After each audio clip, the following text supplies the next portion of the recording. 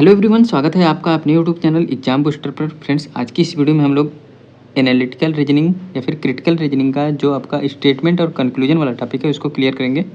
इससे पहले हम लोग स्टेटमेंट और कोर्स ऑफ एक्शन कर चुके हैं। ठीक है, हम क्या करेंगे यहाँ पे स्टेटमेंट और कंक्लूजन को कैसे करना है इसके बारे में बताएंगे और कुछ क्वेश्चंस कराएंगे। ठीक है, कम से कम 50 के आसपास क्वेश्चंस हम आपको PDF में प्रोवाइड करेंगे जो कि टेलीग्राम चैनल पर आपको मिलेगा।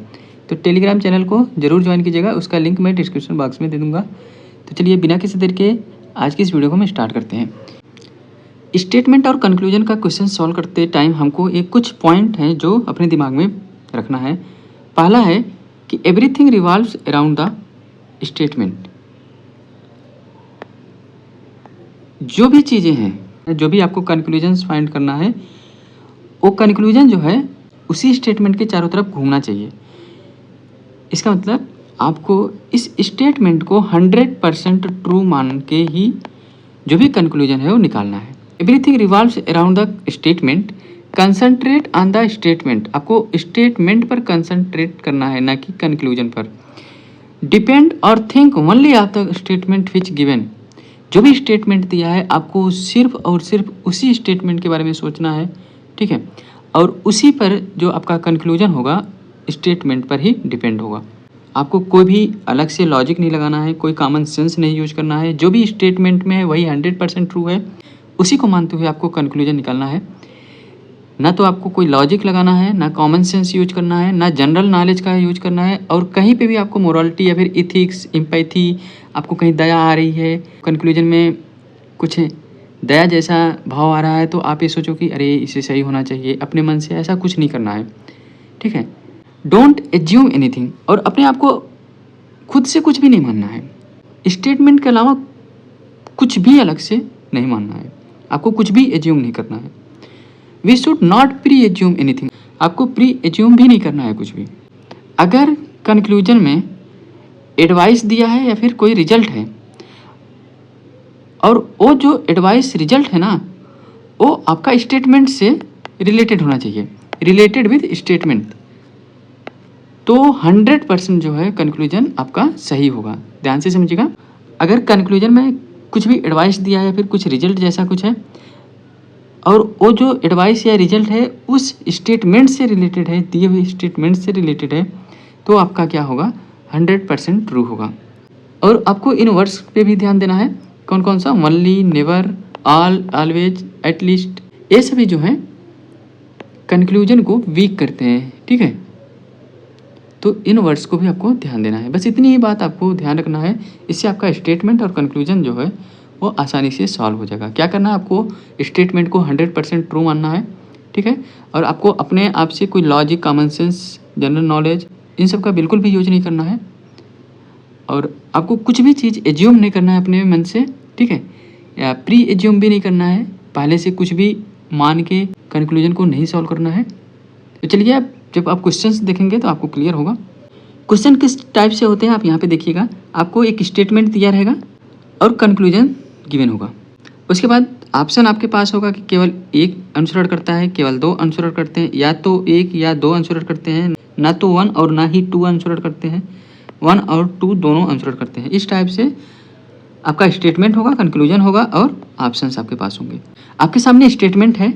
इन a one day cricket match the total runs made by a team were 200, out of these 160 runs were made by spinners. क्या बोल रहा है कि एक दिवसीय क्रिकेट मैच में एक टीम द्वारा बनाए गए कुल रन 200 थे। इनमें से 160 रन स्पिनर द्वारा बनाए गए थे। यहाँ पे किसका बात हो रहा है? रन का बात हो रहा है। 160 रन जो है वो स्पिनर बनाए थे। ठीक है, और 200 रन जो है वो टोटल बने थे। तो यहाँ पे आप देखेंगे 80% रन तो बना, लेकिन आपका निष्कर्ष में पहला निष्कर्ष जो है वो बोल रहा है कि टीम में 80% खिलाड़ी स्पिनर हैं। भाई यहाँ पे 80% रन बना है, ना कि स्पिनर है। यहाँ पे 80% रन बना है। ठीक है, और निष्कर्ष में बोल रहा है कि 80% खिलाड़ी स्पिनर हैं। रन बनने से और स्पिनर होने में बहुत जमीन आसमान का फर्क है। आप अपने आप से कुछ भी नहीं मान सकते। यहाँ पे एज्यूम किया गया है, तो ये आपका गलत हो जाएगा। नेक्स्ट है कि शुरुआती बल्लेबाज स्पिनर है। भाई यहाँ पे बल्लेबाज स्पिनर की कहीं बात ही नहीं हुआ है। ठीक है, यहाँ पे जो ओपनर हैं वो स्पिनर हैं ऐसा कहीं कुछ लिखा ही नहीं है, ओपनर की कोई बात ही नहीं हुई है, तो ये भी आपका गलत है। तो इसका जो निष्कर्ष फर्स्ट और सेकंड वो दोनों गलत हैं। तो इसका आंसर क्या होगा आपका, ना तो 1 और ना ही 2 आंसर करता है। नेक्स्ट क्वेश्चन है कि the old order changed yielding place to new. पुरानी जो व्यवस्था है वो बदल गई है और नई व्यवस्था ने अपना स्थान ले लिया है। आपको इस स्टेटमेंट को 100% ट्रू मानना है। आपको अपने आप से कुछ भी एज्यूम नहीं करना है, ठीक है। पहला है कि परिवर्तन प्रकृति का नियम है। पुरानी व्यवस्था बदल गई और नई व्यवस्था ने अपना स्थान ले लिया, तो यहाँ पे चेंजेज हुआ है। वही चीज़ आप देखेंगे यहाँ पे निष्कर्ष में भी वही चीज़ बोला जा रहा है कि परिवर्तन प्रकृति का नियम है। इसका मतलब जो पहला आपका निष्कर्ष है वो आपका एकदम सही है। नेक्स्ट है आपका पुराने विचारों को त्याग दें क्योंकि वे पुराने हैं। पुराने विचारों को त्याग दें क्योंकि वे पुराने हैं। यहाँ पे व्यवस्था की बात हो रही है, यहाँ पे विचारों की बात हो रही है, ठीक है। तो ये एकदम गलत हो जाएगा, ठीक है। तो इसका जो राइट आंसर होगा वो होगा ऑप्शन नंबर 1, केवल निष्कर्ष फर्स्ट आंसर करता है। नेक्स्ट है आपका तीसरा स्टेटमेंट है कि government has spoiled many top ranking financial institution by appointing bureaucrats as directors of these institutions. क्या दिया स्टेटमेंट में कि सरकार ने नौकरशाहों को इन संस्थानों के निदेशक के रूप में नियुक्त करके कई शीर्ष रैंकिंग वित्तीय संस्थानों को खराब कर दिया है। पहला निष्कर्ष आपका क्या है कि सरकार को वित्तीय संस्थानों के निदेशकों की नियुक्ति वित्त के क्षेत्र में व्यक्ति की विशेषज्ञता को ध्यान में रखते हुए करनी चाहिए, है ना। ध्यान से समझिएगा। कथन में आपको दिया है कि सरकार ने जो ब्यूरोक्रेट्स हैं उनको निदेशक नियुक्त करके वित्तीय संस्थानों को बर्बाद कर दिया है। इसका अर्थ है कि केवल उन्हीं व्यक्तियों को निदेशक नियुक्त किया जाना चाहिए जो वित्त के विभाग में, जो वित्त के क्षेत्र में, जो फाइनेंस के क्षेत्र में एक्सपर्ट हों। तो पहला तो सही है भाई। दूसरा, वित्तीय संस्थान के निदेशक के पास संस्थान द्वारा किए जाने वाले वित्तीय कार्यों के अनुरूप विशेषज्ञता होनी चाहिए। यहाँ पे देखिएगा, यहाँ पे वित्तीय संस्थानों की बात किया गया है, ठीक है। तो भाई वित्तीय संस्थान में जो निदेशक होने चाहिए उस संस्थान के वित्तीय कार्यों से भी परिचित होने चाहिए। जब यहाँ पे वित्तीय संस्थान को खराब कर दिया गया है, कथन में बोल रहा है कि वित्तीय संस्थानों को खराब कर दिया गया है, इसका मतलब वो जो भी ब्यूरोक्रेट्स को वहाँ पे अपॉइंट किया गया है उस संस्थान के जो वित्तीय कार्य हैं उनसे परिचित नहीं है।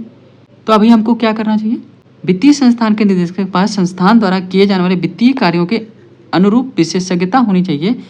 ये भी निष्कर्ष जो है आपका बिल्कुल सही है, ठीक है। तो 1 और 2 दोनों आंसर करते हैं। ऑप्शन नंबर ई इसका राइट आंसर हो जाएगा। स्टेटमेंट है कि population increase coupled with depleting resources is going to be the scenario of many developing countries in days to come. आने वाले दिनों में जनसंख्या वृद्धि और घटते संसाधन कई विकासशील देशों की स्थिति बन जाएंगे। पहला निष्कर्ष है आपका विकासशील देशों की जनसंख्या भविष्य में बढ़ती नहीं रहेगी। जो आपका एक कथन है ना, इसके बिल्कुल अपोजिट दिया हुआ है। यहाँ पे देखिएगा, स्टेटमेंट में बोल रहा है पॉपुलेशन इंक्रीज्ड कपल्ड, ठीक है, पॉपुलेशन इंक्रीज्ड कपल्ड, और यहाँ पे आप देखेंगे population of developing countries will not continue to increase. यहाँ पे बोल रहा है नॉट कंटिन्यू टू इंक्रीज। तो ये आप देखेंगे यहाँ पे सीधा स्टेटमेंट का अपोजिट है जो आपका पहला कंक्लूजन है, तो ये सीधा गलत हो गया। अब दूसरा यहाँ पे देखेंगे, it will be very difficult for the governments of developing countries to provide its people decent quality of life. जब पॉपुलेशन इंक्रीज होगा और रिसोर्सेज कम होंगे तो उस केस में विकासशील देशों की सरकारों के लिए अपने लोगों को सभ्य जीवन स्तर प्रदान करना बहुत कठिन होगा। हाँ बिल्कुल सही, ये स्टेटमेंट को सपोर्ट कर रहा है।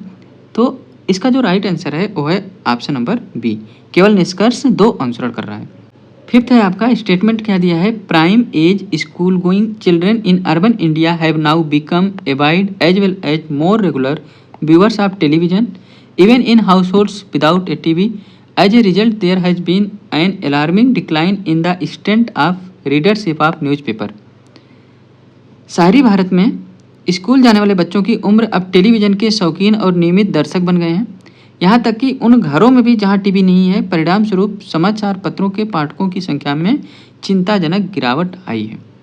निष्कर्ष क्या है यहाँ पे, पहला, समाचार पत्रों की पाठक संख्या बढ़ाने का तरीका निकाला जाना चाहिए। समाचार पत्रों की पाठक संख्या बढ़ाने का तरीका निकाला जाना चाहिए। यहाँ पे स्टेटमेंट में आप देखेंगे कहीं भी रीडर्स के बढ़ाने या घटाने के बारे में बात ही नहीं किया गया है, तो पहला तो एकदम गलत हो जाएगा, ठीक है। कहीं भी आप देखेंगे यहाँ पे रीडर्स के बढ़ने या फिर घटने के मेथड का कोई भी बात कहा गया है क्या कथन में? नहीं। तो पहला तो सीधा सीधा गलत हो जाएगा। दूसरा आप देखेंगे समाचार पत्रों के पाठकों पर टीवी के प्रभाव का अध्ययन करने के लिए विशेषज्ञों की एक टीम को अन्य देशों में भेजा जाना चाहिए। यहाँ पे कहीं भी कोई भी टीम बनी हुई ऐसा दिख रहा है क्या कथन में? बिल्कुल भी नहीं बनाया गया है। तो जो निष्कर्ष दूसरा है वो भी गलत है। तो इसका आंसर हो जाएगा ऑप्शन नंबर डी, न तो फर्स्ट न ही सेकंड आंसर करता है। तो मैंने जो स्टार्टिंग में बात बताया उन बातों को ध्यान में रखते हुए आप स्टेटमेंट और कंक्लूजन के क्वेश्चंस को सॉल्व करोगे तो आप आसानी से कर ले जाओगे। लगभग 50 क्वेश्चंस मैं पीडीएफ में प्रोवाइड कर दूंगा, आप लोग वहाँ पे जाके प्रैक्टिस कीजिएगा, ये वाला टॉपिक आपका एकदम क्लियर हो जाएगा। तो आज के लिए बस इतना ही, मिलते हैं नेक्स्ट किसी वीडियो में, तब तक के लिए bye, take care, thanks for watching.